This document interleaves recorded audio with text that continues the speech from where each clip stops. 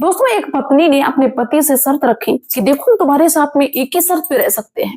तुमको अपनी माँ को छोड़ना होगा, अपनी माँ को घर से निकालना होगा। अगर तुम अपनी माँ को घर से नहीं निकाल सकते हो तो फिर मुझे तलाक देना होगा। बस यही मेरी शर्त है। दोस्तों, पति कोई बिल्कुल भी मंजूर नहीं था कि वो अपनी माँ को घर से निकाल दे, क्योंकि उसको मालूम था कि उसकी माँ ने पूरे जीवन परेशानी ही उठाई है। इसलिए उसने अपनी पत्नी से कहा कि ठीक है, तुम मुझे तलाक दे सकती हो। दोस्तों, पत्नी ने मारे तामस के अपने पति को तलाक दे दिया। लेकिन कुछ दिन बाद ऐसा समय आता है, वक्त ने ऐसा यू टर्न लिया कि वही बहू जो अपनी सास को घर से निकालना चाहती है, वो वापस आती है, अपने सास के पैरों में गिर जाती है, अपने पति के पैरों में गिर जाती है और कहती है कि मुझे माफ कर दो, मुझसे बहुत बड़ी गलती हो गई। आखिर में बीच में ऐसा कौन सा उसके साथ में कांड हो गया जिसकी वजह से उसको अपनी गलती का एहसास हो गया। दोस्तों, ये कहानी बहुत ही इंटरेस्टिंग है, बहुत ही शिक्षाप्रद है। ये सिर्फ एक कहानी नहीं है, बल्कि बहुत सारे घरों की कहानी है, सच्चाई है। क्योंकि जाने कितने घर इसी वजह से टूट रहे हैं। तो थोड़ा सा समय निकालिए, इसको सुनिए और आप लोग अपनी राय अवश्य रखिए। आप सभी का बहुत बहुत स्वागत है मेरे यूट्यूब चैनल में एक और नए वीडियो में। दोस्तों, एक गांव में एक लड़का जिसका नाम भरत था, जिसकी उम्र 25 साल थी, वो अपनी माँ के साथ में रहता था। माँ उसके साथ में रहती थी और उस भरत के 3 भाई और थे जो भरत से बड़े थे और तीनों भाइयों की शादी हो गई थी। लेकिन भरत की जो तीनों भाभियां थी, तीनों जो भाई थे, उन लोगों ने माँ को अपने साथ रखने में मना कर दिया। कह दिया कि हम माँ को अपने साथ में नहीं रख पाएंगे। जबकि माँ ने बड़ी मुसीबत से अपने बच्चों को पाला था, क्योंकि भरत के पिता का देहांत बहुत पहले हो चुका था, जब भरत और भरत के भाई छोटे छोटे थे। माँ ने जैसे तैसे अपने बच्चों को पाला, लेकिन उन बच्चों ने कहा कि हम माँ को अपने साथ में नहीं रख सकते हैं, मेरी इतनी सामर्थ्य नहीं है। लेकिन भरत ने ठान लिया कि चाहे कुछ भी हो, मैं माँ को कभी दुख नहीं पहुंचाऊंगा, दुखी नहीं होने दूंगा। दोस्तों, कुछ समय बाद भरत की भी शादी हो जाती है। भरत की माँ ने एक मधु नाम की लड़की से अपने बेटा भरत की शादी करा दी।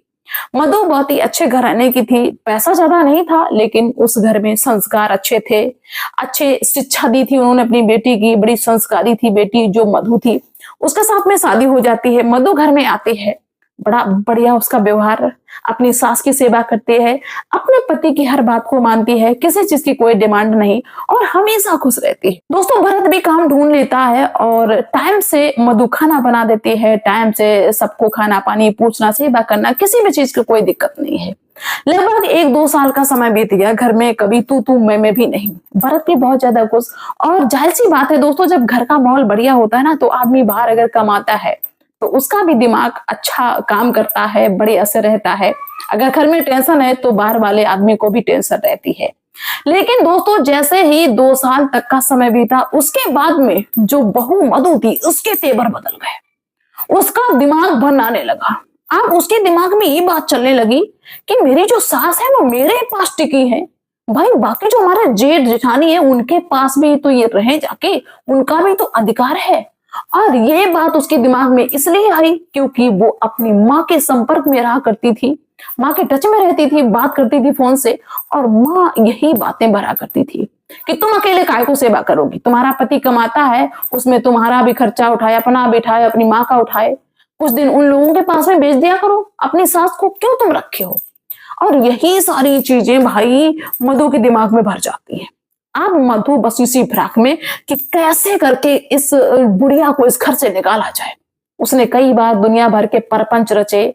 जो भरत की माँ कोई काम करती है उनको उल्टा सीधा बता के या कोई बात कहती उसको बढ़ा चढ़ा के, मतलब ऐसी चीजें वो प्रस्तुत किया करती थी अपने पति के सामने, जिससे वो ये चाहती थी कि उसका पति अपनी माँ को गलत समझे। लेकिन भरत ऐसा कुछ भी नहीं करता था, क्योंकि भरत तो कितने दिनों से रहा, उसको अपनी माँ की हर बात मालूम थी।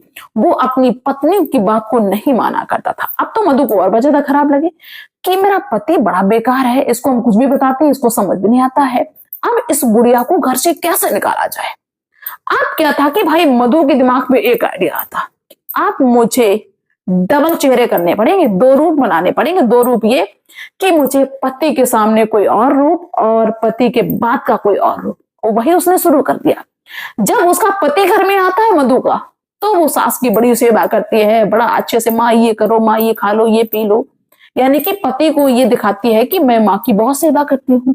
लेकिन जैसे ही पति घर से आ जाता है, मधु अपनी सास पे आतंक ढाना शुरू कर देती है कि बुढ़िया मेरे सर पे बैठी है तो दूसरे लड़कों के पास में क्यों नहीं जाती है, मेरे पास में इतना है क्या, पड़ी रहती पूरे दिन खाती है। ऐसे करके मतलब उसने अपनी सास का जीना दुश्वार कर दिया। लेकिन सबसे बड़ी बात ये कि भरत की माँ ने भरत को कभी बताया नहीं। वो नहीं चाहती थी कि मेरे बेटे का घर टूटे, शादी टूटे।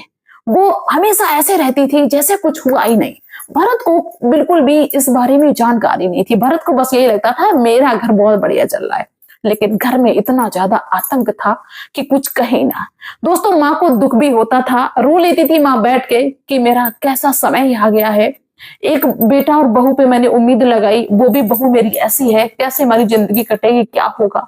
लेकिन बेटा के सामने बिल्कुल भी इस चीज का एहसास नहीं होने देती थी वो माँ कि मुझे किसी प्रकार की दिक्कत है। दोस्तों, यूं ही वक्त गुजरता जाता है। कहते नहीं कि चोरी कितनी भी इंसान छुप के करे, लेकिन एक दिन वो चोरी बहुत जल्दी सामने आ ही जाती है।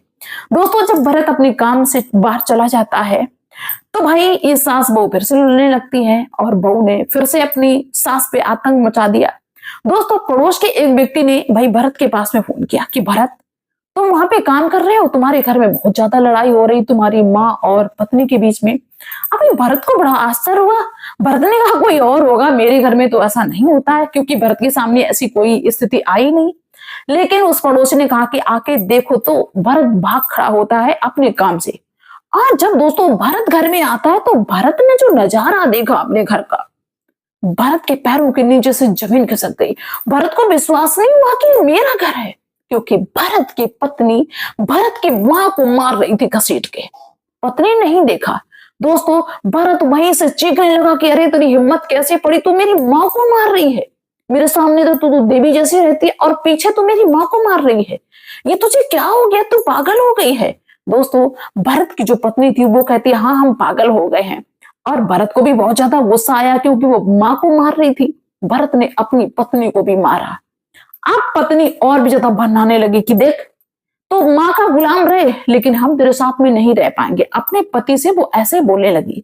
वो कहने लगी तूने मेरे पे हाथ उठाया, हम तेरे साथ में एक ही शर्त पे रहेंगे कि या तो अपनी माँ को छोड़ दे, अरे या तो माँ को नहीं छोड़ सकता तो फिर मुझे तलाक दे दे, मुझे साथ में नहीं रहना, हम एक साथ नहीं रह सकते, तेरी माँ बहुत खराब है, ऐसी है वैसी है।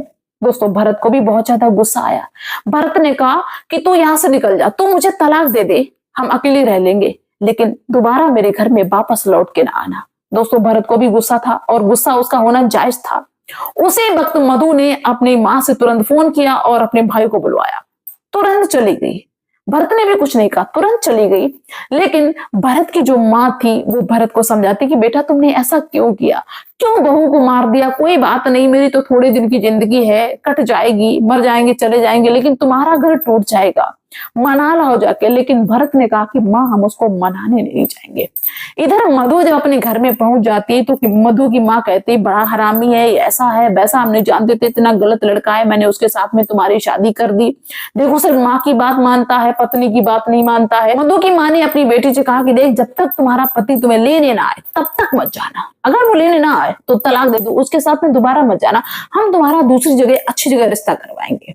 दोस्तों, कई घर ऐसे हैं जिन घरों को, बेटियों के जिन घरों को तोड़ने में माँ का सबसे बड़ा हाथ होता है। जरूरी नहीं कि हर कोई हो, लेकिन बहुत सारे ऐसे घर हैं। तो भाई माँ कहती अपनी बेटी से कि बिल्कुल भी जाना नहीं जब तक वो लेने ना आए। दोस्तों, भरत भी नहीं लेने आया। भरत भी गुस्सा था। जब काफी समय बीत गया तो फिर मधु की माँ ने कहा कि तलाक दे दे, आप तेरी हम शादी कराएंगे। इसको बहुत ज्यादा अहंकार है, ये झुकना नहीं चाहता है। और ऐसा ही होता है, कोर्ट से दोस्तों अपील करती है और वो तलाक के कागज भिजवा देती है भरत के घर में मधु।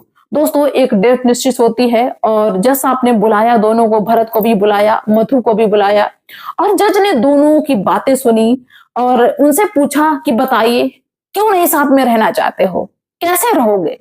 तो मधु ने वही शर्त रखी कि जज साहब हम अपने पति के साथ में एक ही शर्त में रहेंगे कि इनको अपनी माँ को घर से निकालना होगा। दोस्तों, जज साहब ने भरत से पूछा कि भरत तुम क्या चाहते हो, तुम कैसे रहोगे। भरत ने कहा कि मेरी भी एक ही शर्त है कि मैं अपनी माँ को नहीं घर से निकाल सकता, माँ के साथ में इसको रहना हो तो रहे, माँ के साथ नहीं रहेगी तो फिर ये मुझे तलाक दे सकती है। जज साहब ने सोचा कि भाई जब इनके विचार ही नहीं मिल रहे तो एक साथ में जिंदगी कैसे इनकी कटेगी।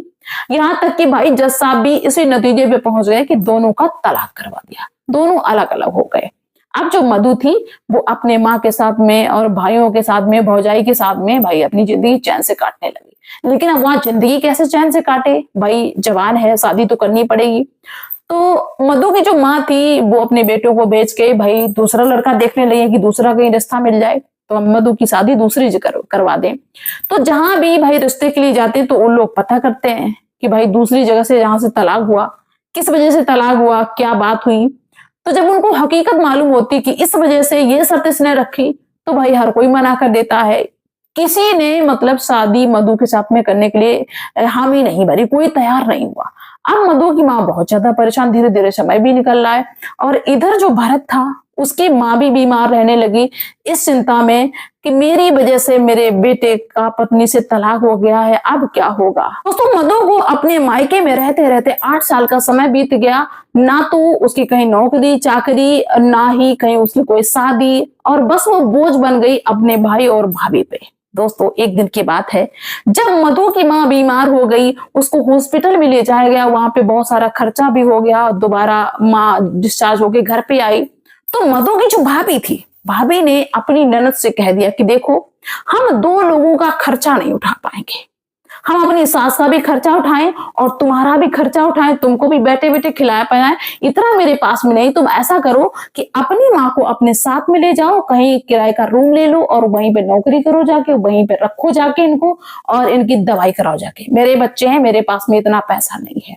दोस्तों मधु को बड़ा झटका लगा कि अच्छा तुम मेरे सामने ऐसे बोल सकती हो, माँ हमारे साथ में रहेगी, माँ की तुम सेवा नहीं करोगी तो कौन सेवा करेगा। दोस्तों मधु अपने भाई से कहती कि भाई देखिए भाभी कैसे बोल रही है, भाभी को तमीज नहीं बात करने की।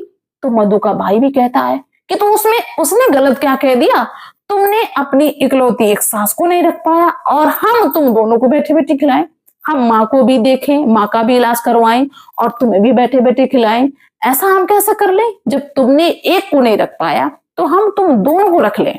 दोस्तों उस समय मधु को बड़ा तामस था। मधु ने कहा ठीक है हम तुम्हारे घर में नहीं रहेंगे, हम खुद कमा के खा लेंगे, मुझे अपनी कमाई पे अहंकार मत दिखाओ, घमंड मत दिखाओ। दोस्तों मधु के भाई ने कहा ठीक है निकल जाओ, माँ को ले जाओ, साथ में रहो जाके।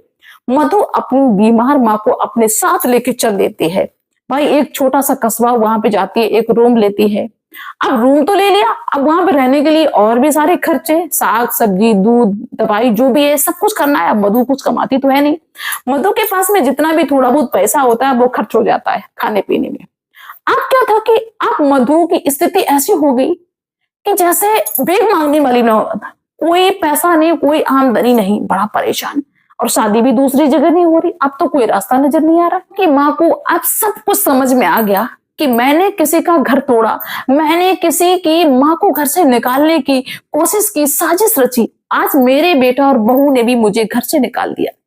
जिस तरह मेरी बेटी की जो सास थी उनको खराब लग रहा होगा, आज मुझे भी खराब लग रहा है, आज वही वक्त मेरे सामने भी आ गया। दोस्तों मधु की माँ को अपनी गलती का एहसास होने लगता है, उनको इस बात का अच्छे से एहसास हो गया कि ये मुझे मेरे करने का फल मिला है।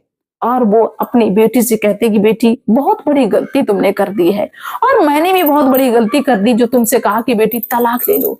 बेटी तुमको अपने घर में जाना चाहिए, ऐसे तुम कहां भटकोगी, हो सकता है कि कल मेरी मौत हो जाए तो तुम किसके सहारे रहोगी, तुम्हारी शादी भी नहीं हुई, ऐसा करो कि तुम वापस लौट जाओ अपने घर पे।